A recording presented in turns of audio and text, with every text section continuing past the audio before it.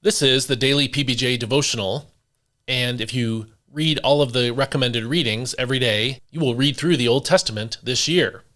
But you can still get something out of these devotionals, even if you just listen to the part that I read. And today's readings are Genesis 12, Nehemiah 1, and Psalm 11.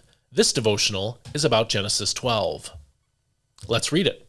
Then the Lord said to Abram, "Leave your country, your kindred, and your father's household, and go to the land I will show you. I will make you into a great nation, and I will bless you. I will make your name great, so that you will be a blessing. I will bless those who bless you, and curse those who curse you. And all the families of the earth will be blessed through you." So Abram departed, as the Lord had directed him, and Lot went with him. Abram was 75 years old when he left Haran. And Abram took his wife Sarai, his nephew Lot, and all the possessions and people they had acquired in Haran, and set out for the land of Canaan.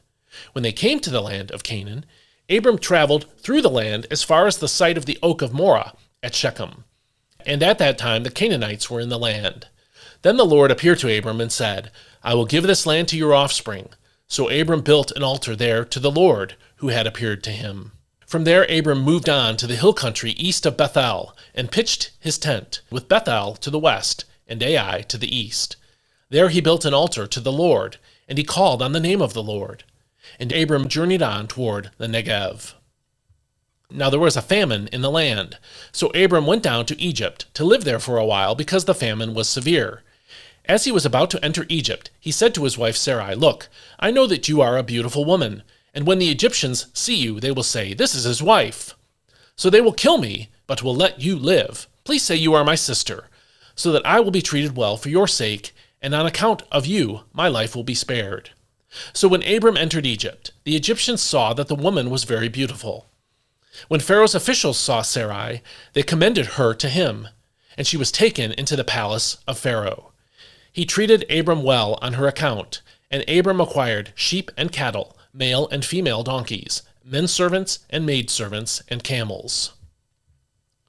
The Lord, however, afflicted Pharaoh and his household with severe plagues, because of Abram's wife Sarai. So Pharaoh summoned Abram and asked, "What have you done to me? Why didn't you tell me she was your wife? Why did you say, 'She is my sister,' so that I took her as my wife? Now then, here is your wife. Take her and go."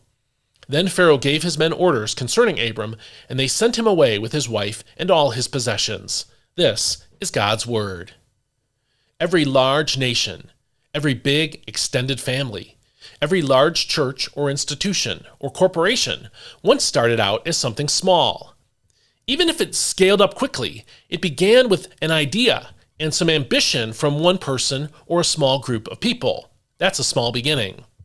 God promised Abram that he would become a great nation, according to verse 2 of our passage today, when all Abram had was his wife and his nephew. In faith, however, Abram believed God's promises and rearranged his life to be obedient to what God said. That's verses 1 through 9 here in Genesis 12. In verse 10 and following, however, Abram acted in fear rather than in faith. He instructed his wife to deceive, putting her in jeopardy so that he could protect himself. That was quite a departure from the venture of faith we read about in verses 1 through 9. Although Abram was inconsistent in his faith, God was faithful. Because of his promises, God acted supernaturally to extricate Abram and Sarai from the problem that Abram's unbelief caused. Isn't it amazing how good God is?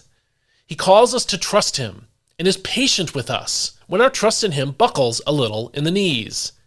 If you are the kind of Christian who is always wondering if God still accepts you, still loves you, let this passage encourage you. None of us is always completely obedient to God at all times. Far from it, actually. It is not our faithfulness that matters. It is the object of our faith. If your faith is in yourself, that is, your consistency, your obedience, your morality, your dependability, or your whatever, that will do you no good, because you can never be perfect. But if your faith is in God, however, he won't abandon you when you fail. His character, his promise, and the righteousness of his Son Jesus Christ applied to us is all that we will ever need to have standing before God. And the faithfulness of God will cause us to grow in our faithfulness in him as we trust him each day. So I hope that strengthens your faith, and I hope it helps you to walk faithfully with the Lord today. We'll see you next time. May God bless you. I hope you have a great day.